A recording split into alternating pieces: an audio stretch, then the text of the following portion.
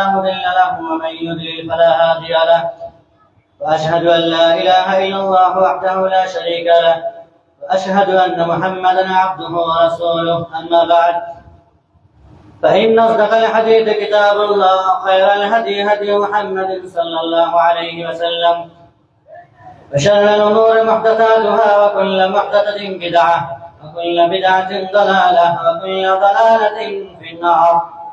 فقد قال الله تعالى: أعوذ بالله من الشيطان الرجيم. بسم الله الرحمن الرحيم. يا أيها الذين آمنوا اتقوا الله حق تقاته ولا تموتن إلا وأنتم مسلمون. يا أيها الناس اتقوا ربكم الذي خلقكم من نفس واحدة وخلق منها زوجها وبث منهما رجالا كثيرا ونساء واتقوا الله الذي تساءلون به والأرحام إن الله كان عليكم رقيبا. يا أيها الذين آمنوا اتقوا الله وقولوا قولا سديدا يصلح لكم أعمالكم ويغفر لكم ذنوبكم ومن يطع الله ورسوله فقد فاز فوزا عظيما. قال الله سبحانه وتعالى: أعوذ بالله من الشيطان الرجيم. ولنبلونكم بشيء من الخوف والجوع ونقص من الأموال والأنفس والثمرات وبشر الصابرين. শ্রদ্ধেয় আজকের এই ইসলামী জলসা বা মহাদের সভার সভাপতি মহাশয়, সঞ্চালক শেখ মুহাম্মদ হোসেন সালাফি হাফেজাহুল্লাহ, আজকের এই আমাদের গরুরিপোতা আহলে হাদিস বড় জামে মসজিদের পক্ষ হতে উদ্যোগে এই জলসার যে পরিচালনা, যার দায়িত্বে ভাইয়েরা রয়েছে, যাদের উদ্যোগে হয়েছে, তাদের সকলকে অন্তরস্থল থেকে তাদের কৃতজ্ঞতা জ্ঞাপন করে শুভেচ্ছা জানাই এবং মাদ্রাসা সালাফি আপনার থেকে আগত শেখ ইদ্রিস রহমানী হাফেজাহুল্লাহ আপনাদেরকে সামনে রাখলেন এবং আমার বন্ধুবান শেখ আব্দুল হামিদ ফাইজি হাফেজাহুল্লাহ আজকের জলসার প্রধান আলোচক বা অতিথি তিনি আছেন, আমার পর আলোচনা রাখবেন। দ্বীন ইসলামকে জানা, চেনা এবং বোঝা এবং দ্বীন ইসলামের সারমর্ম সারগর্ভকে উপলব্ধি করার জন্য, নিজেদের ঈমানকে তরতাজা করার জন্য, নিজেদের জীবনে জং ধরে যাওয়া আমলকে নতুন করে রং চং করে পরিষ্কার পরিচ্ছন্ন করে মেলে ধরা, তুলে ধরা আর নিজেদের জীবনকে একটু সাজিয়ে গুছিয়ে নেওয়া কোরআন ও সুন্নাহর আলোকে, তার জন্য মূলত এই প্রয়াস, প্রচেষ্টা, এই ধরনের আয়োজন নিঃসন্দেহে প্রশংসনীয় এবং নেকির হকদার। আল্লাহ রাব্বুল ইজ্জতের যতই প্রশংসা করি সেটি কম, তবুও তার প্রতিটি পদে পদে, কথাবার্তাতে, আচার আখলাকে, ভাব ভঙ্গিমাতে, ইশারা ইঙ্গিতে তার প্রশংসা এবং কৃতজ্ঞতা জ্ঞাপন করি। আলহামদুলিল্লাহ সুম্মা আলহামদুলিল্লাহ। অতঃপর প্রিয় নবী, প্রিয় হাবিব জনাবে মুহাম্মদ রাসূলুল্লাহ সাল্লাল্লাহু আলাইহি ওয়াসাল্লামের উপর সালাত ও সালাম তথা দরুদ নাযিল হোক। আল্লাহুম্মা আমিন। আল্লাহুম্মা সাল্লি আলাইহি, আল্লাহুম্মা বারিক আলাইহি, আল্লাহুম্মা সাল্লি ওয়া সাল্লিম আলা নবিয়িনা মুহাম্মদ ওয়া আলা আলিহি ওয়া সাহবিহি ওয়া সাল্লাম। সুপ্রিয় সম্মানিত ভাইয়েরা এবং পর্দানশীল মা ও বোনেরা, গরুরিপোতা এবং নবাবপুর এলাকা অত্যন্ত হুগলি জেলার একটি প্রাচীন এবং প্রসিদ্ধ এলাকা, যেখানে একাধিক মুসলিম বসবাস করে।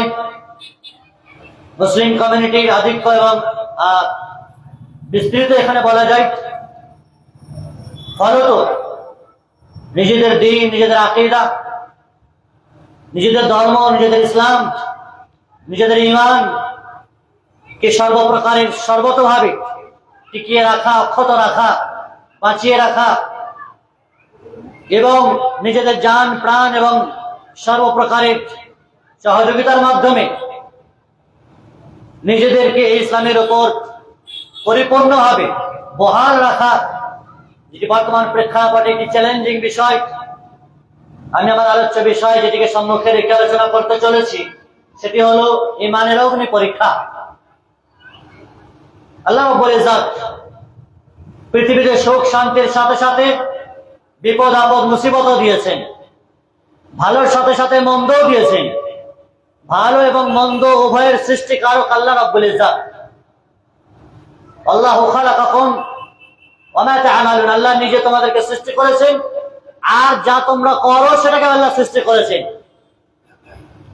ভালো মন্দ, সুখ শান্তি এবং অশান্তি সর্বপ্রকারের বিষয় আল্লাহ রাব্বুল ইজ্জতের পক্ষ থেকেই আসে। আর এগুলো আসার মাধ্যমে আল্লাহ রাব্বুল ইজ্জত মুসলিমদেরকে, মুমিনদেরকে পরীক্ষা নিরীক্ষা করে থাকেন, তাদেরকে টেস্ট করে থাকেন। যদি বিপদ আপদ আর মুসিবত না আসে, ঝুট ঝামেলা ঝঞ্ঝাট না আসে, ক্ষয়ক্ষতি না হয় মানুষের জীবনে, মন্দের অকল্যাণের প্রভাব না পড়ে মানুষের জীবনে, তাহলে মানুষ ভালো জিনিসের স্বাদটা গ্রহণ করতে ব্যাহত হবে। ভালো জিনিসের যে আসল স্বাদ, তার যে নিষ্ঠতা, তার যে রস এবং রসদ, সেটি গ্রহণ করতে, অনুভব করতে পারবে না। ফলত আল্লাহ রাব্বুল ইজ্জত ভালোর সাথে সাথে মন্দ সব কিছুকে তিনি দিয়েছেন। আর এ কথাও বলেছেন, ইন্না মা'আল উসরি ইউসরা, প্রত্যেকটি কষ্টের পরেই আছে সুখ, প্রত্যেক কষ্টের পরেই আছে স্বস্তি আর শান্তি, প্রত্যেক বিপদের পাশেই পরেই আছে শান্তি আর স্বস্তি আর নিরাপত্তা।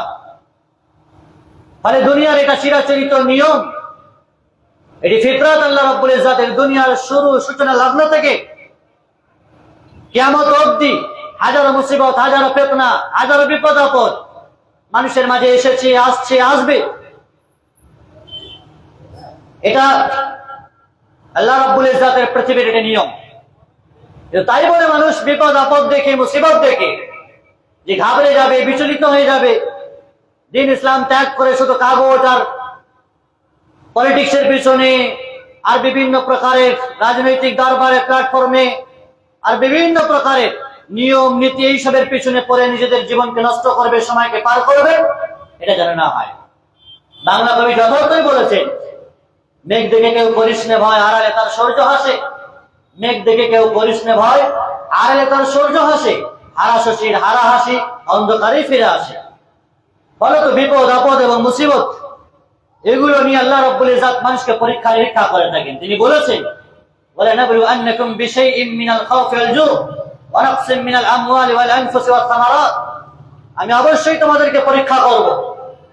কি দিয়ে?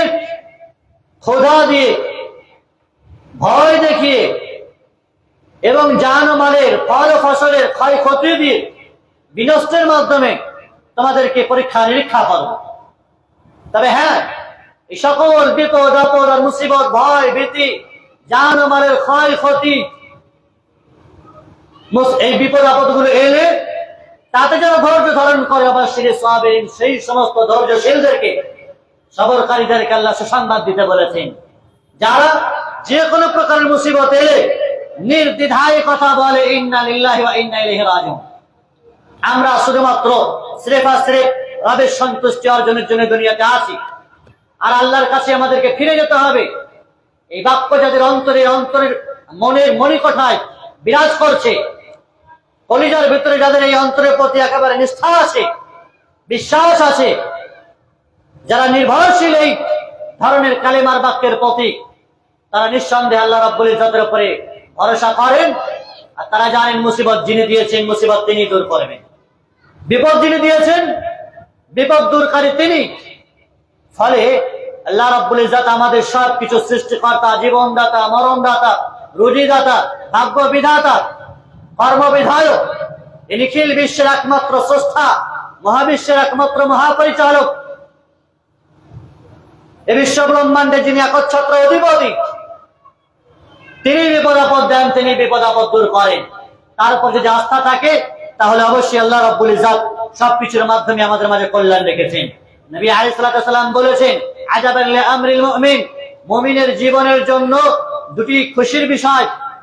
মুমিনের গোটা জিন্দেগিটার খায়ের আর খায়ের, ইন্না আমারাহু কুল্লাহু খায়ের ইন আসাবাতুহু সাররা, যখন তার জীবনে কোনো খুশি আসে, সুখ আসে, আনন্দ আসে, বিভিন্ন প্রকারের জিনিস লাভবান সে হয়, উপকৃত হয়, তখন সে খুশি হয় আর আল্লাহ রাব্বুল ইজ্জত শুকরিয়া আদায় করে, ফাশাকারা ফাকানা খায়রাল্লাহ, তার জন্য এটি কল্যাণ। ওয়া ইন আসাবাতাহু দাররা, আর মুমিনের জীবনে যখন কোনো মুসিবত আসে, টাকা পয়সার ক্ষয়ক্ষতি আসে, লোকসান হয়, ফল ফসলের হয়, জীবনের হয়, বিভিন্ন প্রকারের মারধর, হুমকি, হামলা আর দাঙ্গা হাঙ্গামা, পেরেশানি, হয়রানির শিকার হয়, তখন সে ব্যক্তি সবর করে, ফাসাবারা ফাকানা খায়রাল্লাহ, নবী আলাইহিস সালাম বলেন তার জন্য কল্যাণ রয়েছে। তাহলে মুমিনের টোটাল জিন্দেগিটাই খায়ের আর খায়ের, কল্যাণ আর কল্যাণ। সেটি বিভিন্ন সুখ বিসুখ, বিপদ আপদ আসুক আর বিভিন্ন প্রকারের সুখ শান্তি আসুক, লাভের বিষয় আসুক না কেন, তার টোটাল জিন্দগিটাই কিন্তু খায়ের আর খায়ের, কল্যাণ আর কল্যাণ, মঙ্গল আর মঙ্গল। সম্মানিত উপস্থিতি, আল্লাহ সুবহানাহু ওয়া তাআলা পবিত্র কোরআনে বলছেন, লাতুবলাউন্না ফি আমওয়ালিকুম ওয়া আনফুসিকুম, আমি অবশ্যই তোমাদের মাল আর তোমাদের জীবন দিয়ে তোমাদেরকে পরীক্ষা করব। ওয়ালা তাসমাউন্না মিনাল্লাযিনা উতুল কিতাবা মিন ক্বাবলিকুম ওয়া মিনাল্লাযিনা আশরাকু আযান কাসীরা, তবে অবশ্যই তোমাদের পূর্ববর্তী জাতি ইহুদি, খ্রিস্টান এবং মুশরিকদের কাছ থেকে অনেক কষ্ট তোমরা পাবে। কথা আল্লাহ স্বয়ং বলছেন, আযান কাসীরা, অনেক অনেক কষ্ট, নির্যাতন, নিপীড়ন, শোষণ, জুলুম, অত্যাচার, স্টিমরোলার চলবে। সেটি নিয়ম কানুনে, আইন কানুনে, কথার মাধ্যমে, মানসিক প্রেসারে, বিভিন্ন প্রকারের হয়রানি, তিক্ততা আসবে, স্বাভাবিক, এটি অনেক কষ্ট দেবে।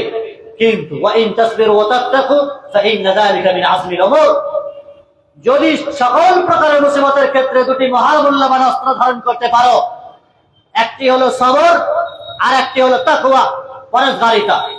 একটি হলো ধৈর্যের মতো মহৎ গুণ, ধৈর্যের মতো মহাশক্তিশালী একটি বিষয়, আর একটি হলো তাকওয়া, আল্লাহ ভীতির মতন মহা একটি বিষয়। এই দুটিকে মানুষ যদি নিজের জীবনে ধারণ করে, আল্লাহ রাব্বুল ইজ্জত বলেন ফাইন্না যালিকা মিন আযমিল উমুর, এটা হলো মানুষের জীবনে সবচেয়ে বড়, উত্তম একটি একটি দৃঢ় থাকার একটি বিষয়, দিনের উপরে টিকে থাকার একটি মোক্ষম বিষয়, কর্মের একটি গুরুত্বপূর্ণ বিষয় হলো এই দুটি জিনিস, সবর আর তাকওয়া। যে কোনো মুসিবতে পড়েন না কেন, সবরের সাথে কাজ নেন, একটু ধৈর্য ধারণ করেন, কথা কম বলেন।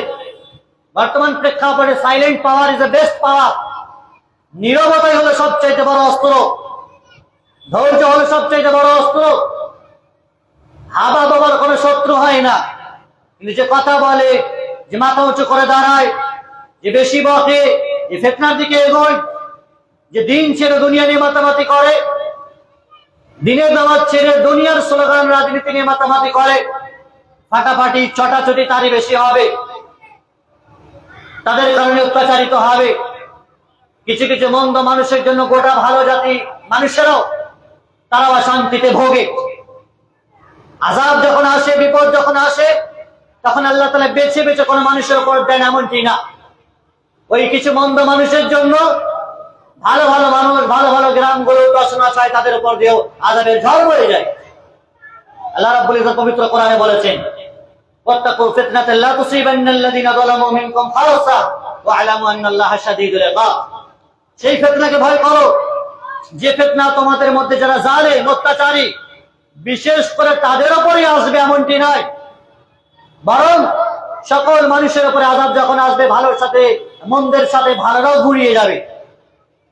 ফলে মন্দ মানুষেরা সতর্ক হবে বেশি, সাবধান হবে বেশি, তাদেরকে সতর্ক করতে হবে বেশি, তাদেরকে সংশোধন করতে হবে বেশি। এই জন্য তাদের মাধ্যমে যাতে করে আমরাও বাঁচতে পারি। সম্মানিত উপস্থিতি, আল্লাহ রাব্বুল ইজ্জত যে কোনো আদেশ দেন না কেন, নির্দেশ দেন না কেন, সেটাতেই মঙ্গল রয়েছে, সেটাই কল্যাণ রয়েছে। যে কোনো বিপদ আপদ আসে, আমরা হয়তো ভাবতে পারি না, হতে পারে এই বিপদের মাঝে কল্যাণ রয়েছে। এমন ভরি ভরি উদাহরণ বর্তমান প্রেক্ষাপটে চোখ কান নাক খোলা রাখলে মানুষ বুঝতে পারবে।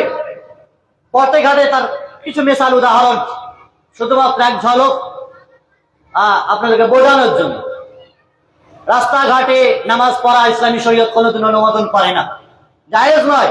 মানুষকে কষ্ট দিয়ে, হয়রানিতে ফেলে, পেরেশানিতে ফেলে জায়েজ নয়। যদি আপনি না পড়েন, সরকার আপনাকে বাধ্য করে রোড ছেড়ে ব্রিগেডে ময়দানে আপনার জন্য নামাজের ব্যবস্থা করেছে। ভালো পদে ভালো সুন্নতের উপর আমল না করার কারণে এমন কিছু অন্যরা চাই এদেরকে টাইটার জব্দ করবো, কিন্তু তার মাধ্যমে আমাদের কল্যাণ আছে, তার মাধ্যমে আমাদের সুন্নতের উপর আমল হয়, তার মাধ্যমে আমাদের আমল আরো পরিষ্কার হয়, আরো দিন ইসলামের উপর মানুষ কঠোর হয়ে যায়। কেউ চায় একরকম, কিন্তু আল্লাহ রাব্বুল ইজ্জাতের যে চক্রান্ত, ওয়ামাকার আল্লাহ ওয়াল্লাহু খায়রুল মাকিরিন, আল্লাহ যে উত্তম চক্রান্তকারী সেটা তো সবাই বোঝে না। এই আয়াতগুলি নাযিল হয়েছে সেই প্রেক্ষাপটে যখন নবী আলাইহিস সালামকে মক্কা ছেড়ে চিরতরের জন্য মদিনা পাঠানোর ব্যবস্থা চলছিল। মক্কার মুশরিক আর কাফেররা চেয়েছিল নবী আলাইহিস সালামকে ধরে বেঁধে রাখা, মারধর করা। নবী আলাইহিস সালাম আবু বকরকে নিয়ে রাত বের হয়ে চলে গেছেন গায়ে সওরে, সেখান থেকে মদিনা পথে রওনা হয়েছেন। আল্লাহ রাব্বুল ইজ্জত উত্তম চক্রান্তকারী কাফের মুশরিকরা তাকে ধরতেও পারলো না। এমনকি গায়ে সওরে পাহাড়ে যেখানে নবী আলাইহিস সালাম আবু বকরকে নিয়ে লুকিয়ে আছেন সেই পাহাড়ের কাছেও চলে গেছে। আবু বকর রাদিয়াল্লাহু তাআলা মুশরিকদের কাফেরদের পা গুলো দেখছেন নিচে থেকে, আর বলছেন, হে নবী, আল্লাহ রাসূল সাল্লাল্লাহু আলাইহি ওয়াসাল্লাম লাউ নাযারাত ইলা তাহতা কদামাইহি লা আবসারানা, যদি মুশরিকরা তাদের পায়ের দিকে একটু তাকায় তারা আমাদেরকে দেখে ফেলবে। নবী আলাইহিস সালাম বলছেন, আবু বকর চিন্তা করিও না, যাদের সাথে তৃতীয় আল্লাহ আছেন তাদের আমার চিন্তা কিসে, ভয় কিসে? ইন্নাল্লাহা মা'ানা, আল্লাহ আমাদের সাথে আছে। তারা দেখতেও পায়নি, টের পায়নি। আল্লাহ নবী সাল্লাল্লাহু আলাইহি ওয়াসাল্লাম শান্তির সাথে স্বস্তির সাথে মদিনাতে চলে গিয়েছিলেন। সম্মানিত উপস্থিতি, এমন অসংখ্য বিষয় যা আসছে, এসেছে এবং আসবে, যা হয়তো অনেকে অকল্যাণ চায়, কিন্তু আমাদের জন্য সেটাতে কল্যাণ নিহিত রয়েছে যা আমরা জানি না। আল্লাহ রাব্বুল ইজ্জতের কাছে মাঝে কল্যাণ চেয়ে নিতে হবে। বৃষ্টি বর্ষণ হয়, এই জন্য বৃষ্টি বর্ষণের সময় দোয়া করতে বলেছে, আল্লাহুম্মা সাইয়্যিবান নাফিআ, আল্লাহ উত্তম বৃষ্টি দান করো।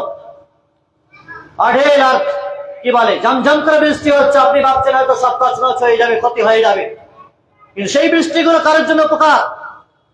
মাঠ ঘাট ফেরে চৌচির হয়ে গেছে, গাছপালা শুকিয়ে কাঠ হয়ে গেছে, জীব জন্তু পশু পক্ষী কীট পতঙ্গ একেবারে শেষ হয়ে যাচ্ছে, তাদের জন্য তো উপকারে আসবে এবং মানুষের জন্য উপকারে আসে।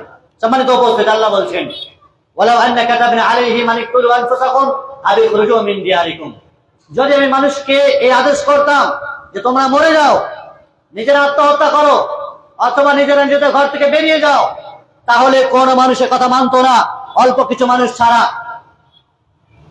অল্প কিছু মানুষ ছাড়া এ কথা মানতো না।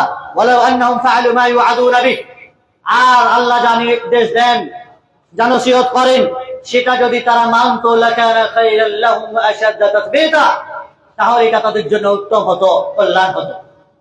মানুষ আল্লাহর বিধানে ঘাটতি রেখেছে, বাহানাবাজি করেছে, আল্লাহর বিধান পালনের ক্ষেত্রে বিভিন্ন রকমের অজুহাত খাড়া করেছে, কখনো সময়, কখনো টাকা পয়সা, অর্থের, শরীরের বিভিন্ন রকম দোহাই দিয়ে পাশ কাটিয়ে চলে গেছে। ফলত মুসিবত তাদের ঘাড়ে চেপে বসেছে, যেখানে সে লাচার হয়ে গেছে, আর সময় সুযোগ তার হাত থেকে আল্লাহ রাব্বুল ইজ্জত নিয়ামত কেড়ে নিয়েছে।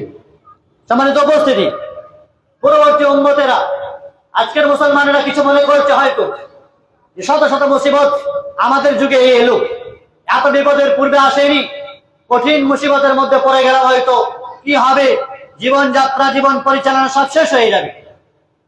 হে প্রিয় ভাইয়েরা, হে উম্মতে মুহাম্মাদী, পূর্বের ইতিহাস যদি একটু স্টাডি করো, খুলে দেখো, তাহলে আমাদের নবীদের ইতিহাস, সাহাবায়ে কেরামদের ইতিহাস, তাবেঈনদের ইতিহাস, মুহাদ্দিস কুল শিরোমণিদের ইতিহাস এবং আইম্মায়ে আরবাদের ইতিহাস এবং স্বর্ণযুগের মহামনীষী ইমাম বুখারী, ইমাম মুসলিম, ইমাম ইবনে তাইমিয়া রাহিমাহুল্লাহ, ইমাম ইবনে আহমদ বিন হাম্বলদের মতন উজ্জ্বল নক্ষত্রদের ইতিহাস যদি আপনি ঘেঁটে দেখেন, তাহলে তাদের জীবনে এত সুখ সচ্ছলতা ছিল না। কঠিন মুসিবতের মধ্যে, কঠিন ষড়যন্ত্রের শিকার তারা হয়েছে। ইমাম বুখারীর মতন ব্যক্তিত্বকে নিজের জায়গা থেকে ছেড়ে চলে আসতে হয়েছে। ইমাম আহমদ বিন হাম্বলের মতো ব্যক্তিত্ব 10 লাখ হাদিসের হাফেজকে মেরে রক্তাক্ত করেছে। ইমাম মালিক রাহিমাহুল্লাহর মতন, মদিনার আলেমের মতন ব্যক্তিত্বকে মেরে তার হাতকে ল্যাংড়া করে দেওয়া হয়েছে। ইমাম ইবনে তাইমিয়ার মতন ব্যক্তিত্বকে মেরে জেলখানায় ভরে রেখে সেখানে শেষ নিঃশ্বাস ত্যাগ করতে হয়েছে। নবী রাসূলদের ইতিহাস শুধুমাত্র এতটুকু শুনে যে আমাদের অন্তরকে যদি একটু নাড়া দেয়, হেলদোল করায়। প্রিয় ভাই আমার,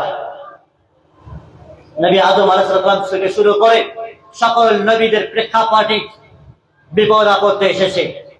সর্বোপরি নবী ইব্রাহিম আলাইহিস সালাম যাকে আল্লাহ তাআলা খলিলুল্লাহ বলেছেন, আল্লাহর বন্ধু, আল্লাহর দোস্ত, তার উপরে সবচেয়ে বেশি মুসিবত এসেছে, বেশি পরীক্ষার সম্মুখীন তিনি হয়েছেন। নবী আলাইহিস সালামের কথাই বাস্তব হয়েছে, আশাদুল বালা আলাল আম্বিয়া, সবচেয়ে বেশি মুসিবত কাদের উপরে আসে? নবীদের উপরে। নবীদের উপরে সবচেয়ে বেশি মুসিবত আসে সুম্মাল আমসাল ফাল আমসাল, তার পরবর্তী যুগের মানুষের উপরে, তার পরবর্তী যুগের মানুষের উপরে মুসিবত আসে। নবী ইব্রাহিম আলাইহিস সালামের জিন্দেগি যদি একটু দেখেন, বার্ধক্য অবস্থাতে একটি সন্তান পেয়েছেন ইসমাঈল আলাইহিস সালামকে, সেটাকেও মক্কার মরুভূমিতে হাজেরা তার বিবিকে নিয়ে ছেড়ে যাওয়ার আদেশ পালন করতে বাধ্য হলেন, তিনি করতে বলা হলো, তিনি সেটি পালন করলেন। তার পিতা খুদ নিজে মূর্তি পূজা করত, তৈরি করত, সেটাকেও ছেড়ে তিনি চলে গেলেন। পিতা এমনকি বলেছিল, যদি এখান থেকে না যাও তাহলে তোমাকে পাথর ছুঁড়ে মারবো।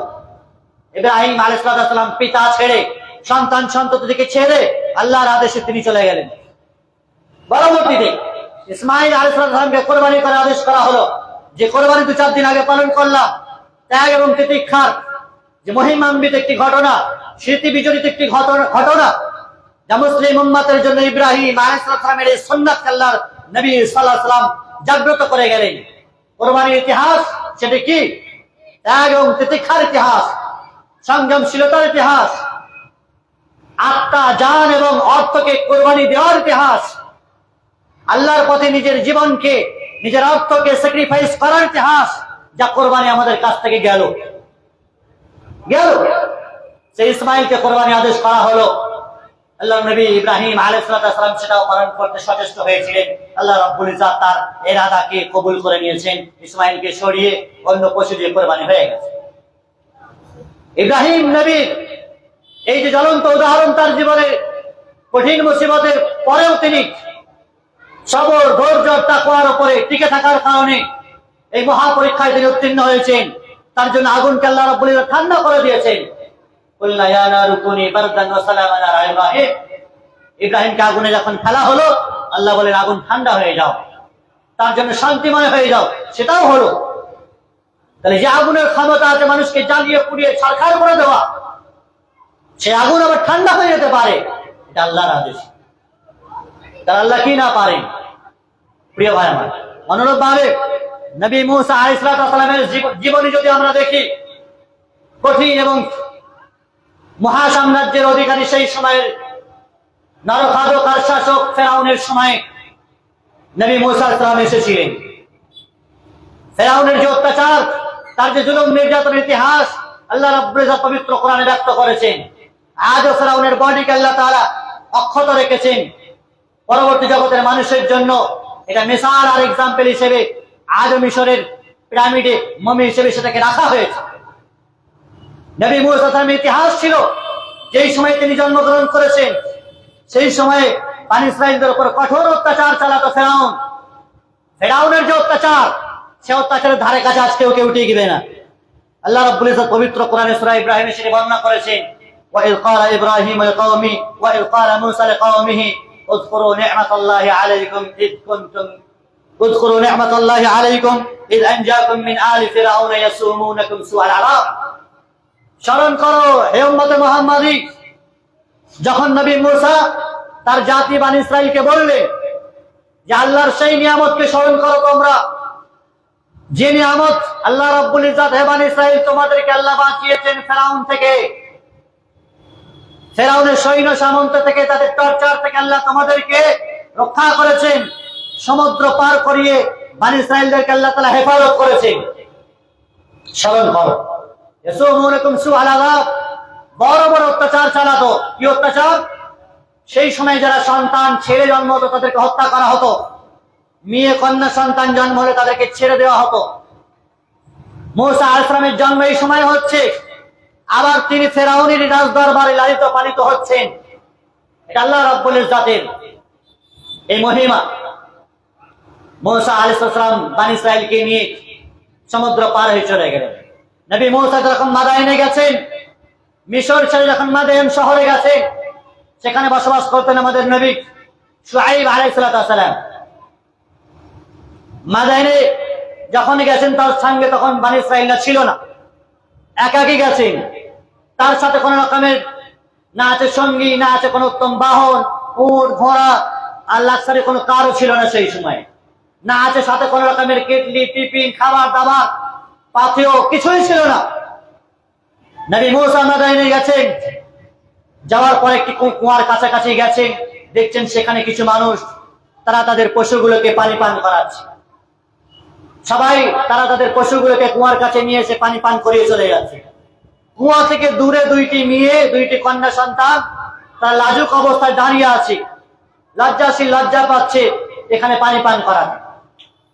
নবী মুসা এটি খুব ভালো করে লক্ষ্য করলেন, করার পরে সেই কন্যা সন্তানের পশু দুটিকে নিয়ে কুয়ার কাছে নিয়ে গিয়ে পানি পান করিয়ে তাদেরকে আবার দিয়ে দিলেন।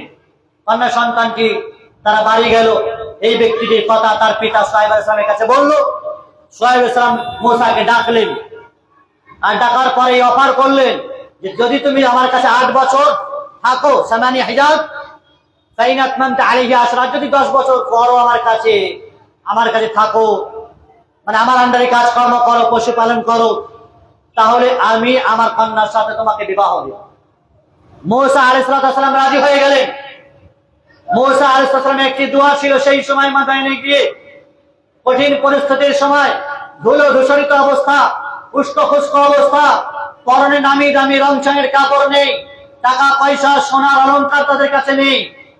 সেই সময় মুসা সালামের কথা ছিল, রাব্বি ইন্নী লিমা আনজালতা ইলাইয়া মিন খাইরিন ফাকির, হে আল্লাহ, যা কিছু তুমি তোমার পক্ষ থেকে নাযিল করবে সেটা আমার জন্য যেন খায়র হয়, কল্যাণকর হয়। যা কিছু কল্যাণকর বিষয় তুমি আমার কাছে দেবে, আমাকে দেবে, সেটাই আমি মুখাপেক্ষী। রাব্বি ইন্নী লিমা আনজালতা ইলাইয়া মিন খাইরিন ফাকির, যা কিছু কল্যাণ নাযিল করবে সেটাই আমি মুখাপেক্ষী। মুসা আলাইহিস সালাম চাকরি বাকরি চাননি, কর্মসংস্থান চাননি, টাকা পয়সা অর্থ ধন দৌলত চাননি, শুধু এতটুকু বললেন, আল্লাহ যা কল্যাণকর হয়, যা কল্যাণ আপনি নাযিল করবেন আমার জন্য, সেটাই আমি মুখাপেক্ষী। আল্লাহ রাব্বুল ইজ্জত তার এই দোয়াকে কবুল করেছিলেন। कठिन मुसीबतें दिल से जवाब निकालती है, आखिर रखती है, दिल से जवाब निकालती है, आखिर रखती है, पर नहीं ताकत मगर परवाज रखती है। समझ तो बोलते অন্তরস্থল থেকে মনের মনিকটা থেকে যে কথা, যে বাক্য রবের দরবারে ব্যক্ত করা হয়, সেটা নিঃসন্দেহে প্রভাব ফেলে, কবুল হয়। নবী মুসা আলাইহিস সালামের এই দোয়া কবুল হয়েছিল। ফলত আল্লাহ রাব্বুল ইজ্জত তার থাকার ব্যবস্থা করে দিলেন শুআইব আলাইহিস সালামের বাড়িতে, কর্মসংস্থান দিলেন, পশুপালন করবে, তার জন্য তার বিবির ব্যবস্থা করে দিলেন। অনেকের বিয়ে শাদী হয় না, মুসা আলাইহিস সালামকে আল্লাহ নবী শুআইব ঘর জামাই করলেন। কিসের কারণে? এতটুকু দোয়া তার মুখ থেকে বের হয়েছিল, আমি আপনার মুখাপেক্ষ। আজকের যুগে মানুষ যতই ধনাঢ্যশালী হন না কেন, যতই লাক্সারি আর বিরাট বাংলোতে বসবাস করেন না কেন, প্রতিনিয়ত আপনাকে আল্লাহকে স্মরণ করতে হবে, কথা বলতে হবে, আল্লাহ আমি তোমার খায়ের মুখাপেক্ষী। মানে লাক্সারি বাক্সারি কোন সময় ধুলো ধূসরিত হয়ে যাবে, ফেরাউনের মহা সাম্রাজ্য ওই সমুদ্রে নাকানি চোবানি খেয়ে ধ্বংস হয়ে গেছে, তো আমার আপ কিস খেতে মরি হে। প্রিয় ভাই আমার, সম্মানিত উপস্থিতি, আমার পর্দানশীল মা বোনেরা, এই নবী ইব্রাহিম এবং নবী মূসা সালামের জীবনীকে স্মরণ রেখে একথা ভাববো আমরা বারংবার, শত মুসিবত আসার পরেও আল্লাহ তাআলা তাদেরকে রক্ষা করেছেন। অনুরূপভাবে নবী আলাইহিস সালামের জীবনী যদি আমরা দেখি, শত শত যুদ্ধ যেগুলো হয়েছে, উহুদের যুদ্ধ থেকে, বদরের যুদ্ধ থেকে, কোন যুদ্ধে ফেরেশতা নাযিল হয়েছেন, অল্প সংখ্যক মানুষ, তারপরেও তারা বিজয়ী হয়েছেন। নবী আলাইহিস সালামকে রক্তাক্ত করা হয়েছে, মারা হয়েছে, নির্যাতন চালানো হয়েছে, কিন্তু দ্বীন ইসলামের উপর তারা টিকে ছিলেন। এত মুসিবত আসার পরেও তারা ঘরমুক্ত হননি, বিচলিত হননি, ঘাবড়ে যাননি, আল্লাহকে ভুলে যাননি, আল্লাহকে গালিগুলোজ করেননি, আল্লাহকে তিরস্কার করেননি, মসজিদ ভুলে যাননি, ইবাদত ভুলে যাননি।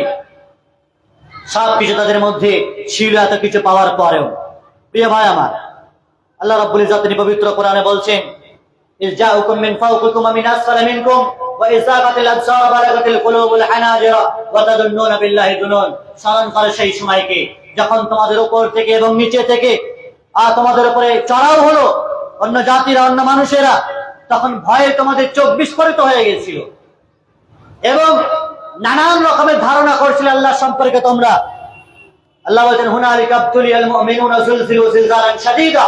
আল্লাহ তাআলা মুমিনদেরকে একটি পরীক্ষা নিলেন, কঠোরভাবে তাদেরকে নাড়ালেন, হেলদোল করালেন, তাদেরকে একটু ঝাঁকিয়ে দিলেন।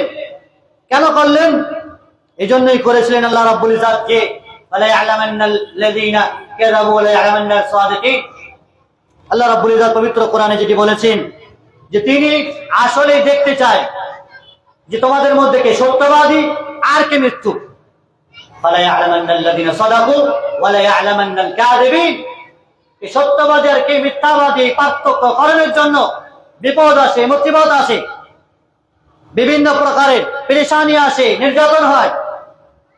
পরীক্ষায় যদি পাস ফেল না থাকে তাহলে পাশের মর্যাদা কেউ বুঝতে পারবে না, তাতে কোনো রকমের স্বাদ আসবে না। জীবনে যদি বিপদ আর মুসিবত না আসে তাহলে আসলে ইবাদতের স্বাদ আপনি গ্রহণ করতে পারবেন না। এত কঠোর মুসিবত আর আন্দোলন করে জান ও মালের কোরবানি দিয়ে যারা ইসলামকে পেয়েছে তারাই প্রকৃত ইসলামের স্বাদকে অনুভব করতে পারে। আর যারা শুধুমাত্র বাপ দাদার ঔরস সূত্রে ইসলামকে পেয়েছে, কোনো মেহনত নেই, কষ্ট করতে হয়নি, বাপ দাদার পৈতৃক সম্পত্তি যারা ভোগ করছে, ওয়ারিশ সূত্রে যারা সম্পত্তি পেয়েছে, তাদের সেই কদর আর মর্যাদা থাকে না। কিন্তু মেহনত করে, কষ্ট করে, লাভ ঘুষি খেয়ে, ঝাঁটা খেয়ে, বিভিন্ন রকমের নোংরা কথাবার্তা শুনে যারা সঠিক দিনকে পেয়েছে বা 2 টাকা ইনকাম করতে পেরেছে, তারাই এই জিনিসগুলোর স্বাদ গ্রহণ করতে পারে। প্রিয় ভাই আমার, আল্লাহ রাব্বুল ইজ্জাত তিনি পবিত্র কোরআনে কথা বলেছেন যে ঈমানদারদেরকে বিপদ আপদ দিয়ে পরীক্ষা করা হয়। ওয়ালা বাসাতাল্লাহুর রিজকা লিইবাদিহি লাবাগাউ ফিল আরদ। যদি আল্লাহ রাব্বুল ইজ্জাত তার বান্দাদেরকে অঢেল রুজি দিতেন, অঢেল সম্পদ দিতেন, তাহলে লাবাগাউ ফিল আরদ, মানুষ জমিনে বিদ্রোহের তুফান সৃষ্টি করত। ওয়ালাকিন ইউনাজ্জিলু বিকাদারি মা ইয়াশা। আল্লাহ রাব্বুল ইজ্জাত একটি পরিমিত রুজি দিয়েছেন, মেপে মেপে মানুষকে রুজি দিয়েছেন, অঢেল দেননি। ইন্নাহু বিইবাদিহি খাবীরুম বাসীর। আল্লাহ তাআলা তিনি সর্ববিষয়ে তিনি খবর রাখেন, জানেন এবং তিনি দেখেন। সম্মানিত উপস্থিতি, মনে রাখবো আমরা এই কথা। আল্লাহ সুবহানাহু ওয়া তাআলা বলেছেন ওয়ানাবলুয়াকুম বিশ-শাররি ওয়াল খাইরি ফিতনা। ভালো এবং মন্দ উভয়টি দিয়ে তোমাদেরকে পরীক্ষা করা হবে। কখনো জীবনে উন্নতি আসবে, ভালো আসবে, আবার কখনো জীবনে অবনতি আসবে। যদি যখন অবনতি আসবে, কষ্ট আসবে, মুসিবত আসবে, আল্লাহকে গালিগুলিজ করো না। ঝড় বাতাস এলো, গাছপালা ভেঙে গেল, ঘর বাড়ি উড়ে গেল, বা চাষবাসে ব্যবসা বাণিজ্যে একটু ডামাডোল হলো, আর তকদিরকে আল্লাহকে গালিগুলিজ করিও না। আল্লাহ মন্দ দিয়ে আর এই ধরনের বিষয় দিয়ে আল্লাহ তাআলা তোমাদের পরীক্ষা নিরীক্ষা করেন যে আকীদা ঠিক আছে তো, ঈমান ঠিক আছে তো, গড়বড় নয় তো। পিচ্ছিল পথ, সামান্য পানি হয়ে রাস্তা কাদা হয়ে গেছে, মাটি কাদা হয়ে গেছে, স্লিপ খেয়ে যাবে তো। সামান্য ঝড় এসেছে জীবনে, আর আল্লাহকে তুলে ধুলা করে দিলে এমনটি যেন না হয়। তকদীর বলে একটি বিষয় আছে, যার ভালো এবং মন্দ উভয়টিকে মানুষকে মাথা পেতে মেনে নিতে হবে। এটি হলো ঈমানের একটি গুরুত্বপূর্ণ অঙ্গ। সম্মানিত উপস্থিতি, আমাদের পূর্বে অসংখ্য জাতি পৃথিবী ছেড়ে চলে গেছে। যে জাতির উপরে বিভিন্ন প্রকার অত্যাচার এসেছে তার মধ্যে একটি হলো সামুদ জাতি, কওমে সামুদ, যাদের কাছে নবী পাঠানো হয়েছিল। কওমে সামুদের কাছে আল্লাহ সুবহানাহু ওয়া তাআলা একটি উটনি দিয়ে তাদেরকে পরীক্ষা করছেন। তিনি বলছেন এই ভাষায়, ইন্না মুরসিলুন নাকাত ফিতনাতাল লাহুম ফারতাকিবহুম ওয়াসতাবির। আমি তাদের কাছে একটি উটনি পাঠালাম, আর উটনি পাঠানোর পরে তাদেরকে একটু পরীক্ষা করলাম, আর বললাম একটু ধৈর্য ধরে দেখো কি হয়, কি অবস্থা হয়। ওয়ানাব্বিহুম আন্নাল মা কিসমাতান বাইনাহুম। আর তাদের মাঝে যে পানি ছিল, মানুষকে ভাগ করে দেওয়া হলো যে মানুষেরা পানি পান করবে আর উটনি পানি পান করবে, প্রত্যেকেই পালা করে পানি পান করবে। তাদের মাঝে একজন মানুষ এলো, ডাক দিল একজন মানুষকে, ফানাদাউ সাহিবাহুম আয়াতে রয়েছে। আর আসার পরে উটনিটাকে জবাই করে ফেললো, হত্যা করে ফেললো। উটনিটাকে আল্লাহ রাব্বুল ইজ্জাত পরীক্ষার জন্য পাঠালেন। সেই পরীক্ষাতে সামুদ জাতি ফেল হলো। আল্লাহ রাব্বুল ইজ্জাতের বিধান আর উটনিকে তারা হত্যা করে ফেললো। হত্যা করার পর আল্লাহ রাব্বুল ইজ্জাত বলেন ফাকাইফা কানা আযাবি ওয়া নুযুর। এবার দেখো আমার আযাব কিভাবে হয় তোমাদের উপরে। আল্লাহ রাব্বুল ইজ্জত আসমান থেকে একটি বিকট চিৎকার, বিকট আওয়াজ পাঠালেন। যে বিকট চিৎকার আর আওয়াজে গোটা সামুদ জাতি একেবারে ধ্বংসলীলায় পরিণত হয়ে গেল, একেবারে ধূলিসাৎ হয়ে গেল, তাদের বস্তি একেবারে উৎখাত হয়ে গেল, তারা সব সমূলে বিনাশ হয়ে গেল। শুধুমাত্র আল্লাহ রাব্বুল ইজ্জতের একটি বিধান, উটনীকে হেফাজতে রাখতে হবে, সেটি পালন করলো না তারা। উল্লঙ্ঘন করার কারণে কওমে সামুদকে, সামুদ জাতি আর কমিউনিটিকে আল্লাহ রাব্বুল ইজ্জত নাস্তে নাবুদ করে দিলেন দুনিয়াতে। সম্মানিত উপস্থিতি, এভাবে নূহ আলাইহিস সালামের যুগে এবং আদ জাতি ছিল, এই ধরনের জাতির মাঝেও, লূত আলাইহিস সালামের জাতির মাঝেও এই ধরনের বিভিন্ন বিপদ আপদ এসেছে, মুসিবত এসেছে আল্লাহ রাব্বুল ইজ্জতের বিধানকে উল্লঙ্ঘন করার জন্য। মনে রাখবেন কথা, দুনিয়াটা কিন্তু পরীক্ষা ক্ষেত্র, দুনিয়াটা আমাদের জন্য পরীক্ষা ক্ষেত্র, পরীক্ষার ময়দান। আল্লাহ নবী সাল্লাল্লাহু আলাইহি ওয়াসাল্লাম বলেছেন, দুনিয়া সিজনুল মুমিন ওয়া জান্নাতুল লিল কাফির। দুনিয়া হচ্ছে মুমিনদের জন্য জান্নাত, আর কাফেরদের জন্য, দুনিয়াটা হচ্ছে মুমিনদের জন্য জেলখানা, আর কাফেরদের জন্য জান্নাত। এখানে মুমিনরা যা ইচ্ছা তাই করতে পারে না, তাদের একটা সীমারেখা আছে, গণ্ডি আছে, আল্লাহ রাব্বুল ইজ্জতের দেওয়া আইন কানুন আছে। মানে সরকারের আইন কানুন মানতে বাধ্য। দেশের সংরক্ষণ করা, দেশের সংবিধানকে হেফাজত করা যেমন একটি গুরুতর দায়িত্ব, ঠিক তেমনি আল্লাহ রাব্বুল ইজ্জতের বিধানকেও তো সর্বোচ্চ পর্যায়ে হেফাজত করা মুমিনদের সর্বাধিক দায়িত্ব। ফলে মুমিনদের জন্য দুনিয়াটা হলো জেলখানা। এখানে কাফেররা, মুশরিকরা তারা যা ইচ্ছা তাই করতে পারে, কিন্তু আমি আপনি যা ইচ্ছা তাই করতে পারি না। নবী আলাইহিস সালাম বলেছেন, হুফফাতিল জান্নাতু বিল মাকারিহ, জান্নাতকে কষ্টদায়ক বস্তু দ্বারা ঘিরে রাখা হয়েছে, আর জাহান্নামকে বিশাহাওয়াত, লোভনীয় জিনিস দ্বারা পরিবেষ্টন করে রাখা হয়েছে। অতএব কষ্ট স্বীকার করে, মুসিবতকে বরদাস্ত করে, বিপদ আপদকে কন্ট্রোল এবং ধৈর্য ধারণ করে আপনাকে জান্নাত পেতে হবে। বিপদ আপদে ধৈর্য ধারণ করবেন না, মুসিবতকে বরদাস্ত করবেন না, আর জান্নাত পাওয়ার আশা রাখবেন, এটা হতে পারে না। জান্নাতকে কষ্টদায়ক বস্তু দ্বারা ঘিরে রাখা হয়েছে, এর মানে আপনাকে কষ্ট সহ্য করতে হবে। নবী রাসূলুল্লাহ, সাহাবায়ে কেরামরা কষ্ট সহ্য করেছেন বলে জান্নাত তাদের জন্য অবধারিত হয়েছে। জান্নাতের সার্টিফিকেট সাহাবায়ে কেরামদের ব্যাপারে আল্লাহ সুবহানাহু ওয়া তাআলা পবিত্র কোরআনে বলেছেন।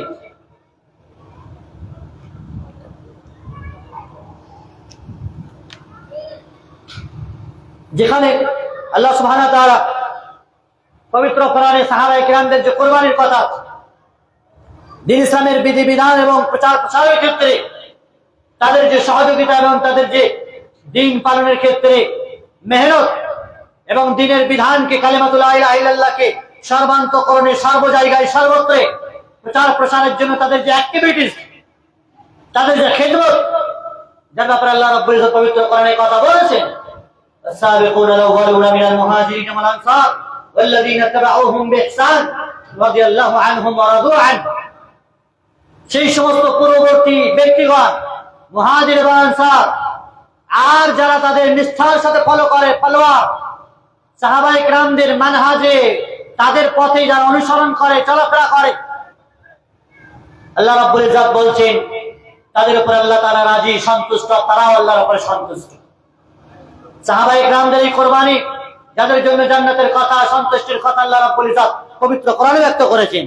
সম্মানিত উপস্থিতি, মনে রাখবেন কথা, আল্লাহ তাআলা যাদেরকে যত বেশি ভালোবাসেন, যে জাতিকে যত বেশি ভালোবাসেন, সেই জাতিকে তত বেশি কষ্ট দেন, তাদের মাঝে তত বেশি বিপদ আসে, তত বেশি তাদেরকে পরীক্ষা নিরীক্ষা তিনি করে থাকেন।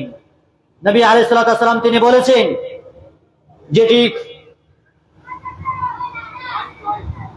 নবী আলাইহিস সালাম তিনি বলেছেন, ইদা আরাদাল্লাহু বিআবদিহি আল খায়রা আজ্জালা লাহু উকুবাতা ফিদ দুনিয়া।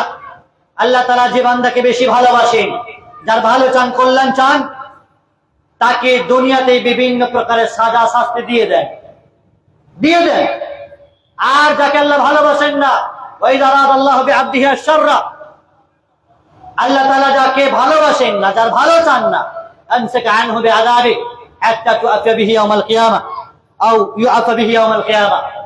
আর যাকে আল্লাহ ভালোবাসেন না, তার গোনাগুলো, তার গোনার দরুন তার আযাব, তার শাস্তি তাকে দেন না, সেগুলো রেখে দেন, কিয়ামতের দিনে তাকে সুদে আসরে দেন। তাহলে আল্লাহ তাআলা আমাদেরকে ভালোবাসেন বলে এত পরীক্ষা নিরীক্ষা করছেন, এত মুসিবত আসছে, সেই মুসিবতে আপনি উত্তীর্ণ হতে পারেন কিনা সেটাই দেখার। আর যাকে ভালোবাসেন না, তার গোনার দরুন তাকে শাস্তি দেন, তার শাস্তিগুলোকে আল্লাহ তুলে রাখেন, আখিরাতে দেবেন। এখন বিপদ আপদ আর শাস্তি দুনিয়াতে ভোগ করে তার প্রায়শ্চিত্ত হয়ে যাওয়াটা ভালো না আখিরাতে আপনি পাবেন সেটা ভালো? নিঃসন্দেহে আমাদের দুনিয়াতে যা হবে আল্লাহ মাফ করে দাও, আখিরাতের আযাব দুনিয়ার চাইতে তো অনেক বেশি। আল্লাহ তাআলা পবিত্র কোরআনে বলেছেন, কাযালিকাল আযাব ওয়াল আযাবুল আখিরাত আকবার। আখিরাতের আযাব দুনিয়ার আযাবের চাইতে অনেক বড়, অনেক কঠিন। সেই আযাব ভোগ করতে ভালোবাসো না দুনিয়ার আযাব ভোগ করতে ভালোবাসো? কোনটা করবে? দুনিয়ার আযাব তো যত সামান্য সময়ে এই আযাব ভোগ করে না আখিরাতটা ভালো হবে। আর যদি আখিরাতে ভোগ করবো তো অনন্তকালের জীবনে, স্থায়িত্ব জীবনে আযাব ভোগ করবে, তো জান্নাত কখন যাবে? প্রিয় ভাই আমার, ইমানের পরীক্ষা অনেক কঠিন। মনে রাখবেন নবী আলাইহিস সালাম তিনি বলেছেন, সুনান তিরমিজি হাদিস, ইয়াতি আলান নাস জামান আস-সাবিরু ফীহি আলা দীনি কাল কাবিদ আলাল জামার। কিয়ামতের পূর্বে এমন একটি সময় আসবে, এমন একটি লম্হার মুহূর্ত আসবে, যেই সময়ে মানুষ তার দিনের উপরে টিকে থাকা, দিনের উপর অবিচল থাকা, দিনকে সংরক্ষণ আর হেফাজত করা, দিনের উপর মজবুত আর দৃঢ়করণ ভাবে থাকাটা তার জন্য কাল কাবিদ আলাল জামার, হাতের মুঠিতে আগুনের অঙ্গারকে ধরে রাখা যেমন কঠিন, এভাবে দিনকে ধরে রাখা কঠিন হয়ে যাবে। জ্বলন্ত অঙ্গার হাতের মুষ্টিতে রাখার মতো হবে, জ্বলন্ত আগুন হাতের মুষ্টিতে ধারণ করার মতো দিনকে ধারণ করা হবে। অর্থাৎ কঠিন থেকে কঠিন অবস্থা হবে মানুষের। যে সময় মানুষের সময়, টাকা পয়সা, অর্থ, ব্যবসা বাণিজ্য সব কিছু নিয়ে মানুষকে জব্দ করা হবে, টাইট করা হবে, রুজি রোজগারে, আহারে, চাকরি বাকরিতে ভাঁটা পড়বে, স্বস্তি শান্তি উধাও হয়ে যাবে, সচ্ছলতা দূর হয়ে যাবে। এই কঠিন অবস্থা তো অবশ্যই আসবে। সম্মানিত উপস্থিতি, কিন্তু ইমানের এই কঠিন অবস্থাতে ভেঙে পড়া যাবে না। নবী আলাইহিস সালাম তিনি বলেছেন, সহিহ বুখারী হাদিস, শুনেন পূর্ব যুগের যে অবস্থাগুলো ছিল কত কঠিন ছিল। খাব্বাব বিন আরাফ রাদিয়াল্লাহু আনহু একজন সাহাবী, তিনি নবী আলাইহিস সালামের কাছে এসেছেন, আর আসার পর বলছেন, শাকাউনা রাসূলুল্লাহ সাল্লাল্লাহু আলাইহি ওয়াসাল্লাম, আমরা নবী আসলামের কাছে অভিযোগ জানালাম। কিসের অভিযোগ? মক্কাতে সেই সময় কাফের মুশরিকরা যে অত্যাচার চালাতো, মরুভূমির সেই বালির উপরে মানুষদেরকে চিৎ করে শুইয়ে দেওয়া, নাজুক অবস্থায়, মরুভূমির তাপ, গরম বালির তাপ, প্রখর রৌদ্রের তাপ আরব কান্ট্রিগুলির, আর এই তাপে তাদের জীবন স্থগিত হতো। এই যে এত অত্যাচার, জুলুম, নির্যাতন চালাতো, খাব্বাব বিন আরাফ বলছেন, আমি নবী আলাইহিস সালামের কাছে অভিযোগ জানালাম, আল্লাহ নবী সাল্লাল্লাহু আলাইহি ওয়াসাল্লাম, আলা তাস্তানসিরু লানা ওয়া আলা নাদউ লানা, আপনি কি আমাদের জন্য সাহায্য সহযোগিতা করবেন না? আপনি কি আমাদের জন্য আল্লাহর কাছে একটু দোয়া করবেন না, যাতে করে একটু স্বস্তি পায়, আরাম পায়, নির্যাতন থেকে রেহাই পায়?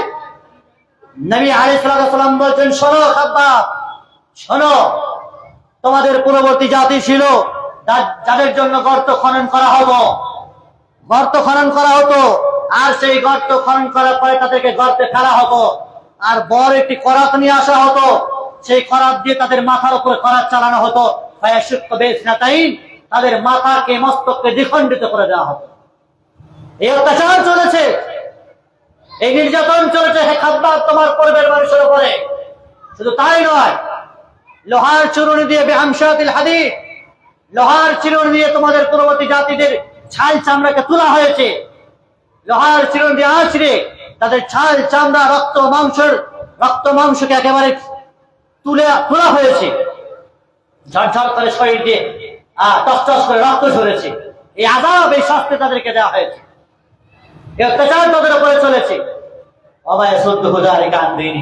এত কঠিন মুসিবত হওয়ার পরেও দিন থেকে তাদেরকে কেউ সরাতে পারেনি, দিন ইসলাম থেকে তাদেরকে কেউ বিচলিত করতে পারেনি। নবী আলাইহিস সালাম বলছেন, কেউ করতে পারেনি। তবে হ্যাঁ, ওয়াল্লাহি লা ইউতিম্মান্না হাযাদ দ্বীন, নবী আলাইহিস সালাম বলেছেন, আল্লাহর কসম, অবশ্যই আল্লাহ এই দিনকে পরিপূর্ণ করবেন। এবং এই দিন এমন একটি সময় আসবে যখন নিরাপদ হবে, হাত্তা ইয়াসির রাকিবু মিন হাত্তা ইয়াসিরা রাকিবান মিন সানা ইলা হাদরামাউত, ইয়ামানের সানা থেকে হাদরামাউত পর্যন্ত মানুষ উটে আরোহণ করবে, কোনো ভয় থাকবে না, লা ইয়াখাফু ইল্লাল্লাহ, কোনো কারো ভয় থাকবে না, না চোর ডাকাতের, না শাসকের, না আর কারো। এমন একটি সময় আসবে দিনকে আল্লাহ পরিপূর্ণ করবে। হে খাব্বাব, ওয়ালাকিন্নাকুম তাস্তাজিলুন, আর তুমি তাড়াতাড়ি করছো, তুমি তাড়াতাড়ি করছো, যে সামান্য অত্যাচার চলছে তুমি বলছো আল্লাহ রাসূল সাল্লাল্লাহু আলাইহি ওয়াসাল্লাম এই সামান্য অত্যাচার সহ্য করতে পারছো না, পূর্বদিকে এত অত্যাচার চলেছে, আগামীতে আল্লাহ সহজ করবেন। আর খাব্বাব, তুমি তাড়াতাড়ি করছো, ইন্নাকুম তাস্তাজিলুন ওয়ালাকিন্নাকুম তাস্তাজিলুন। সম্মানিত উপস্থিতি, এই আয়াতগুলি অবতীর্ণ হয়েছে সেই সময় যখন মক্কার মুসলিমদের উপরে আম্মার ইবনে ইয়াসির রাদিয়াল্লাহু তাআলার মতো বিখ্যাত সাহাবী, খুবাইব রাদিয়াল্লাহু তাআলার মতো বিখ্যাত সাহাবী, বিলাল রাদিয়াল্লাহু তাআলার মতো বিখ্যাত সাহাবীদের উপরে যে নির্মম এবং প্রচন্ড অত্যাচার চলেছে, যে অত্যাচারের সামান্য ঝলক এই যুগে নেই, সামান্য ঝলক এই যুগে নেই, যে মানবিক পাশবিক অত্যাচার চলেছে তাদের উপরে, এত টর্চার হওয়ার পরেও, নিষ্পেষিত হওয়ার পরেও, শোষিত হওয়ার পরেও নবী আলাইহিস সালাম বলেন দ্বীন ইসলাম থেকে তাদেরকে কেউ এক টুকরো সরাতে পারেনি। বিলালের মুখ থেকে কেউ ওই লাত উজ্জার ইবাদতের কথা স্বীকার করাতে পারেনি, মুহাম্মদকে অস্বীকার করাতে পারেনি। আহাদ আহাদ শব্দ তিনি বলে গেছেন। সম্মানিত উপস্থিতি, এত কঠিন থেকে কঠিন মুসিবত তাদের যুগে আসার পরেও তারা কিন্তু দ্বীন ইসলামের উপরে টিকে থেকেছেন এবং তারা জানতেন এই দ্বীন আল্লাহ রাব্বুল ইজ্জাতের পক্ষ থেকে আসা দ্বীন, যার উপরে টিকে থাকলে আমাদের জন্য জান্নাত নির্ধারিত। আল্লাহ রাব্বুল ইজ্জাত পবিত্র কোরআনে বলেছেন, তিলকাল জান্নাতুল লাতী নূরিসু মিন ইবাদিনা মান কানা তাকিয়া। জান্নাত কাদের জন্য? জান্নাতের ওয়ারিস আমি করেছি তাদেরকে যারা মুত্তাকি, আমার বান্দাদের মধ্যে যারা পরেশগার, আল্লাহওয়ালা, দ্বীনওয়ালা, যারা ধার্মিক, কোরআন ও সুন্নাহর উপরে নিজের জীবনকে যারা বিসর্জন দিয়েছে, তাদের জন্য জান্নাত অবধারিত। জান্নাত তাদের জন্য আমি জান্নাতকে ওয়ারিস করেছি। সম্মানিত উপস্থিতি, আল্লাহ সুবহানাহু ওয়া তাআলা কথা বলেছেন, আল্লাহু ওয়ালিয়ুল্লাযিনা আমানু ইখরিজুহুম মিনাজ যুলুমাতি ইলান নূর। আল্লাহ হলেন মুমিনদের বন্ধু। যে আল্লাহ রাব্বুল ইজ্জাত মানুষকে অন্ধকার থেকে আলোর পথে নিয়ে এসেছেন, আল্লাহ মুমিনদের বন্ধু। আর আল্লাহ যদি মুমিনদের বন্ধু হয় তাহলে তাদের আবার ভয় কিসে, চিন্তা কিসে, কোনো হতাশা, কোনো দুর্দশা, কোনো ফালতু খামাখাই টেনশন নেওয়ার কোনো কারণ। আর যাদের অভিভাবক বন্ধু শয়তান, আল্লাহ রাব্বুল ইজ্জাত তিনি বলছেন ওয়াল্লাযীনা কাফারু আউলিয়াহুম তাগুত। আর যাদের ওলি অভিভাবক কাফের, তাগুত শয়তান, সেই শয়তান তো মানুষকে আলো থেকে অন্ধকারের দিকে নিয়ে যাবে। তাহলে মূলত যারা নিজেদের অভিভাবক শয়তানকে মনে করেছে, তাগুতকে মনে করেছে, তাদেরকে সেই শয়তান বিভ্রান্ত করেছে। শত শত দুনিয়ার বিভিন্ন প্রকারের ফিতনা ফাসাদে তাদেরকে জর্জরিত করে দিয়েছে, লিপ্ত করে দিয়েছে। কাগজ খাতা কলম বিভিন্ন প্রকারের জমি জায়গা প্রপার্টি দুনিয়ার চিন্তা চেতনাতে তাদের ব্রেনকে লাগিয়ে দিয়েছে। এটা তো আল্লাহ রাব্বুল ইজ্জাতের পক্ষ থেকে একটি আযাব, একটি মার, একটি চপটার হাত, এটা শয়তান করেছে মানুষকে। বলে আপনার এবং আমার বন্ধুকে যদি আল্লাহ হয় তাহলে নিঃসন্দেহে আল্লাহ রাব্বুল ইজ্জাত আপনাকে শত সহস্র মুসিবতের মাঝেও, বিপদের মাঝেও আল্লাহ কিন্তু আপনাকে উদ্ধার করবেন। করেছেন ইব্রাহিম নবীকে উদ্ধার, করেছেন মূসা আলাইহিস সালামকে সমুদ্র থেকে উদ্ধার, করেছেন নবী ইউনূসকে মাছের পেট থেকে উদ্ধার। আমাকে আপনাকে করবে না? করেছেন শত শত নবী আর রাসূল আর সাহাবায়ে কেরামদের শত মুসিবত থেকে এভাবে আল্লাহ তাআলা রেহাই দিয়েছেন। নবী ইউনূসকে আল্লাহ সুবহানাহু ওয়া তাআলা মাছের পেট থেকে উদ্ধার করেছেন, মাছের পেট থেকে উদ্ধার করেছেন। তিনি তার তওবা ইস্তিগফার আর দোয়া আর ফরিয়াদ আল্লাহ রাব্বুল ইজ্জাতের মাছের পেটে অন্ধকারও করেছেন। সমুদ্রের গভীর অন্ধকার, মাছের পেটের অন্ধকারের থেকেও হায় হতাশ করেননি। কি হলো, আমার সব শেষ হয়ে গেল, বরবাদ হয়ে গেল, আর কোনো চারা নেই, আমার বাঁচার কোনো আশাই নেই, এবারে হয়তো সব কটাকে মেরে বার করে দেবে, দেশ ছাড়া করবে, সব কিছু তল্লাটে যাবে, উড়িয়ে দেবে, পৃথিবী থেকে কোন জাতির অস্তিত্বকে ধ্বংস করে দেবে, কোন ব্যক্তি, কোন শাসক ক্ষমতা কারো হয়নি। আল্লাহ রাব্বুল ইজ্জত যার রুজি যার অস্তিত্ব যেখানে রেখেছেন, পরাক্রমশালী মহাশক্তিধর আল্লাহ সুবহানাহু ওয়া তাআলা, এই আকীদা বিশ্বাস যদি থাকে আর আল্লাহর প্রতি আস্থা নির্ভরশীলতা থাকে, পরিপূর্ণ ভরসা থাকে, তাহলে এই আজকাল দুদিনের শাসক আর বাসক এসেছে করবে, কিছুদিন চলে যাবে। পৃথিবীতে এককভাবে ক্ষমতাশীল কেউ থাকবে না, থাকেনি। যখনই যার বার বেড়েছে তখনই আল্লাহ রাব্বুল ইজ্জত তাকেও দাও করেছেন আরেকজনকে, এক জালিমকে দিয়ে আরেক জালিমের সহায়তা করেছেন, এক বাদলকে দিয়ে আরেক বাদলের সহায়তা করেছেন, এভাবে এক মানুষকে দিয়ে আরেক মানুষকে সহায়তা করেছেন। এটা দুনিয়ার নীতি। প্রিয় ভাই আমার, আমার আপনার শাসক, আমার আপনার সরকার আল্লাহ সুবহানাহু ওয়া তাআলা, একথা মনে প্রাণে আর মনে মনে কোথায় ঢুকিয়ে রাখতে হবে। বিপদ আপদ তার পক্ষ থেকে আসে। মহাবিপদ করোনার মতো সারা বিশ্ব স্তম্ভিত হয়ে গেছে। মহাবিপদ করোনার মতো রোগে সারা বিশ্ব কয়েক মাস বছরের জন্য স্তম্ভ হয়ে গেছে, থমথমে হয়ে গেছে, দাঁড়িয়ে গিয়েছিল। কে বাঁচালেন, কে উদ্ধার করলেন? কোন মানুষ পারলো? কোন ক্ষমতা পারলো? কোন টেকনোলজি পেরেছে? পারেনি দাও করতে। কোন থালা বাজানো, মাইক বাজানো পেরেছে? পারেনি। সে আল্লাহই করেছে। বিপদ যিনি দিয়েছেন, বিপদ থেকে উদ্ধারকারী তিনি। এটাই হলো চূড়ান্ত। এই আকীদা আমাদেরকে পোষণ করতে হবে। সম্মানিত উপস্থিতি, সুতরাং আল্লাহ রাব্বুল ইজ্জত যদি আমাদের অভিভাবক হন, তাহলে আমাদের মানসিক, আমাদের অস্থিরতা, কাতর অবস্থা, এই যাবতীয় ধৈর্য সহিষ্ণুতা দিয়ে বদলাতে হবে। ধৈর্যের মতো অলঙ্কার, ধৈর্যের মতো অস্ত্র, আর ধৈর্যের মতো এই মহৎ গুণ, আর তাকওয়া পরহেজগারিতার মতো এই দুটি গুণ, যা আমার আলোচনার সারমর্ম, এই দুটি মহৎ গুণে যদি আমরা গুণান্বিত হতে পারি, তাহলে আল্লাহ রাব্বুল ইজ্জত তিনি আমাদেরকে হেফাজত করবেন, রক্ষা করবেন। সম্মানিত উপস্থিতি, মনে রাখতে হবে, জীবনের কঠিন থেকে কঠিন সময়ে যত বেশি পারা যায় নিজের সময়কে, নিজের অর্থকে আল্লাহর পথে ব্যয় করা, আল্লাহর পথে ব্যয় করা। আল্লাহ তাআলা পবিত্র কোরআনে বলেছেন, লান তানালুল বিররা হাত্তা তুনফিকু মিম্মা তুহিব্বুন, তোমরা কখনোই কল্যাণ লাভ করতে পারবে না যতক্ষণ না তোমরা তোমাদের প্রিয় বস্তুটি আল্লাহর পথে ব্যয় না করছো। কোরবানি একটি শিক্ষা আমাদের মাঝে, যে কোরবানির পশু তরতাজা হতে হবে, ল্যাংড়া ছাংড়া নয়, হাড্ডি সার নয়, জিন্ন সার নয়, আর বিভিন্ন রকমের খোঁড়া নয়, রুগ্ন শুকনো নয়, একেবারে তরতাজা, সুঠাম, সুন্দর, নিখুঁত, বড় বড় রোগ থেকে মুক্ত পশুকে কোরবানি দিতে পারে। কেন? কারণ উত্তম মানিত আল্লাহর পথে ব্যয় করতে হবে, অনুত্তম মান নয়। প্রিয় মানিত আল্লাহর পথে ব্যয় করতে হবে, অপ্রিয়টা নয়। এটা কোরবানির শিক্ষা দিয়ে গেছে। ফলে আমরা আল্লাহর পথে যে কোনো বিষয় ব্যয় করব, দিনকে প্রতিষ্ঠিত রাখার জন্য, দিনের বিধি বিধানকে সচল রাখার জন্য, মুসলিম মিল্লাতকে তাদের ঈমানের উপর দৃঢ়করণ রাখার জন্য আমাদের অর্থ ব্যয় করতে হবে এবং উত্তম সম্পদ ব্যয় করতে হবে। শোনেন, এই আয়াত যখন নাযিল হয়েছে, আবু তালহার মতন বিখ্যাত সাহাবী, তার জীবনের সবচাইতে প্রিয় বাগান এটি খেজুরের বাগান ছিল, যে বাগানটির নাম হাদিসে বাইরুহা। বাইরুহা নামক বাগানটি আবু তালহা রাদিয়াল্লাহু আনহু নবী আলাইহিস সালামের কাছে এসে বলছেন, আল্লাহ রাসূল, আমি এটা আল্লাহর রাস্তায় দান করে দিলাম।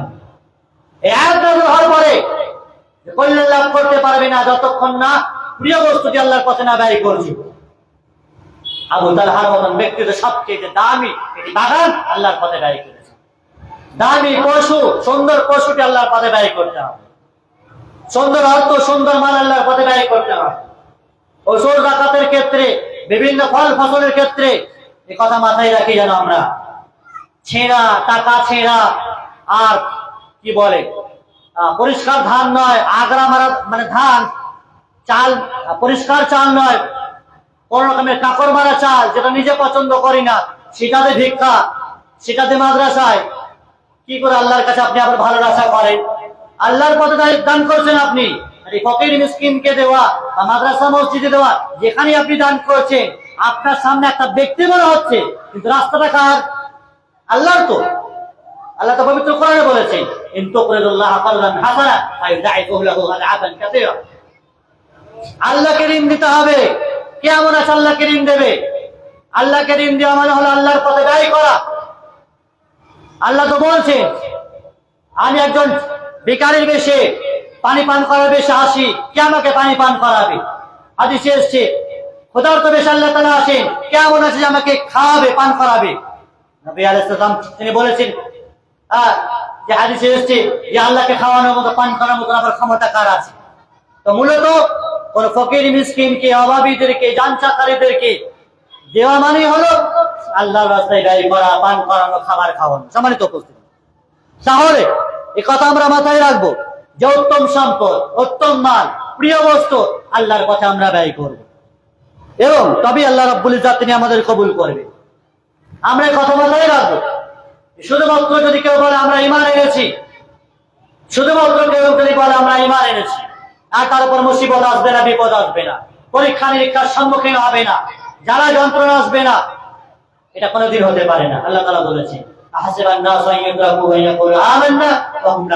মানুষ কি মনে করে নিয়েছে যে তারা বলবে যে আমরা ঈমান এনেছি আর আল্লাহ তাআলা তাদেরকে ছেড়ে দেবেন, তাদেরকে পরীক্ষা করবেন না, ফিতনাতে ফেলবেন না। এটা হতে পারে না, এটা হতে পারে না। ঈমান যার যত বেশি মজবুত, ঈমান যার যত বেশি গাঢ় দৃঢ়, তার পরীক্ষা তত বেশি কঠিন, তত বেশি কঠিন।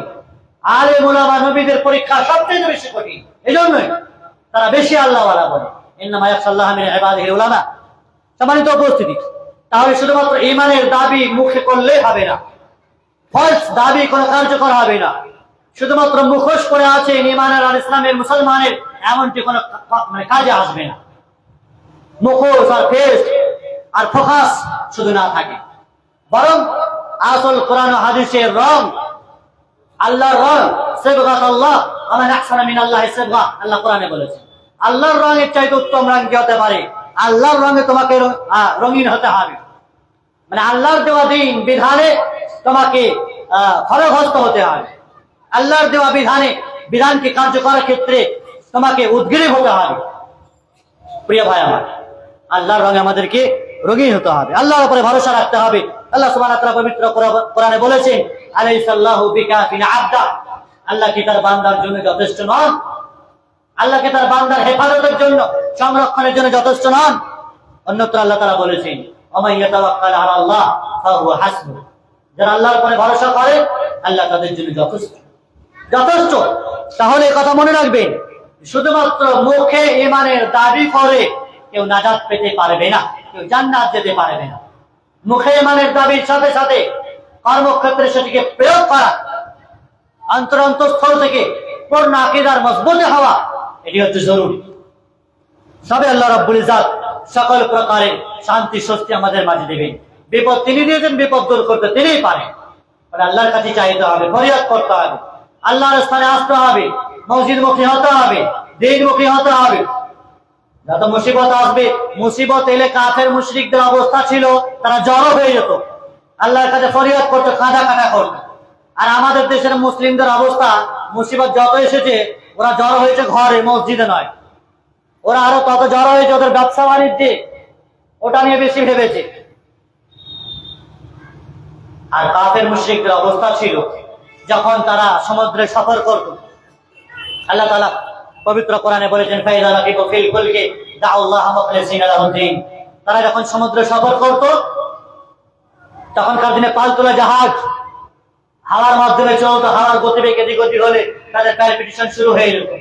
আল্লাহর কাছে কাকতি বিনীত করতো, আল্লাহ আমাদেরকে ডাঙায় পৌঁছে দাও, পারে পৌঁছে দাও, আমরা তোমার তৌহিদকে স্বীকার করবো। আর কিছু আল্লাহ রাব্বুল ইজ্জত যখনই তাদেরকে উদ্ধার করে দিতেন, ফালাম্মা নাজ্জাহুম মিনাল বাররি, যখনই তাদেরকে মহাবিপদ থেকে, সমুদ্রের এই হাওয়া আর এই ঝড় ঝঞ্ঝা থেকে তাদেরকে রক্ষা করে ডাঙায় পৌঁছে দিতেন, তীরে পৌঁছে দিতেন, এরা হুম ইউশরিকুন, আবার তারা আল্লাহর সাথে শিরক করে বসত। এরকম যেন মুসলিম না হয়, মুসিবতের সময় তারা কমসে কম আল্লাহর কাছে কাকুতি মিনতি করতো বেশি। আর আমরা মুসিবতের সময় কতটি আল্লাহর কাছে ফরিয়াদ করছি, কতটা নামাজ মজবুত হয়েছে, কতটা দিন মজবুত হয়েছে। কোরবানির ক্ষেত্রে গরু মজবুত ছিল, সে গরু না দিয়ে আল্লাহ রাব্বুল ইজ্জত হয়তো উত্তম ব্যবস্থা, উত্তম পরিকল্পনাকারী ছাগল এনে দিয়েছেন। জানতে হবে এতেও কল্যাণ আছে, এতেও কল্যাণ আছে। রক্ত মাংস খাওয়ার মানুষ তো আমরা নই, রক্ত মাংস আল্লাহর কাছে পৌঁছাই না। লা ইয়ানালুল্লাহু লুহুমুহা ওয়ালা দিমাউহা ওয়ালাকিন ইয়ানালুহু তাকওয়া মিনকুম, পৌঁছাই সেটি যা আপনার অন্তরে আছে, তাকওয়া, পরহেজগারিতা। আল্লাহ রক্ত মাংস চান না। কোরবানি গরু জবাই করতে পারিনি তো কি হয়েছে? আল্লাহকে রক্ত মাংস চান? সেটা তো চান না। পশু জবাইয়ের মতো হাজারে 10টি দিনে অনেক ইবাদত ছিল, তাসবিহ তাহলিল থেকে শুরু করে, সেগুলো করেছেন কিনা? রোজা ছিল, সেগুলো করেছেন কিনা? দান সদকা ছিল, সেগুলো করেছেন কিনা? হজ উমরা ছিল 10টি দিনে, সেগুলি করেছিলেন কিনা? শুধু তো কোরবানি ছিল না। প্রথম 10 জিলহিজ্জার মধ্যে শুধু কোরবানি কি একটি বিধান? না, আরো অনেক সৎ আমল ছিল, একটা হয়নি। অন্যগুলো করেছেন কিনা? একটি গরু হয়তো বাধা নিষেধ ছিল, কিন্তু অন্য তো খোলা ছিল। প্রিয় ভাই আমার, ভাবতাম আমাদেরকে বেশি বেশি করে দিনের পথে নিজেদেরকে স্যাক্রিফাইস করা, দিনের পথে নিজেদেরকে বিসর্জন দেওয়া, এটি একটি গুরুত্বপূর্ণ বিষয়। ত্যাগ শিকারের অনেকগুলি মাধ্যম আছে, তার মধ্যে নিজের জীবনকে উৎসর্গ করা, যে ক্ষেত্রে আল্লাহ রাব্বুল ইজ্জত একাধিক আয়াত নাযিল করেছেন, ওয়াজাহিদু ফি সাবিলিল্লাহি বিআমওয়ালিকুম ওয়া আনফুসিকুম। আর তোমরা তোমাদের জান ও মাল দ্বারা আল্লাহর পথে জিহাদ করো। আল্লাহ তাআলা জিহাদের ক্ষেত্রে আগে মালের কথা বলেছেন, সম্পদের কথা বলেছেন। কেন? কারণ অনেক মানুষ আছে জান দিয়ে দেবে, মাল দেবে না। মাল অনেক কষ্ট করে উপার্জন করেছে, ব্যাংক ব্যালেন্স করেছে, প্রপার্টি কিনেছে, হ্যাঁ, জান দিতে হয় তাও আচ্ছা, কিন্তু মাল হাতছাড়া করবে। এই জন্য জিহাদের ক্ষেত্রে, সর্বান্তকরণ প্রচেষ্টার ক্ষেত্রে, দ্বীন ইসলামকে বাঁচিয়ে রাখার ক্ষেত্রে আগে মালের ভূমিকা আল্লাহ রাব্বুল ইজ্জত সেটিকে প্রায়োরিটি দিয়েছেন, প্রাধান্য দিয়ে বলেছেন মাল ব্যয় করার আগে ওয়াজাহিদু ফি সাবিলিল্লাহি বিআমওয়ালিকুম ওয়া আনফুসিকুম।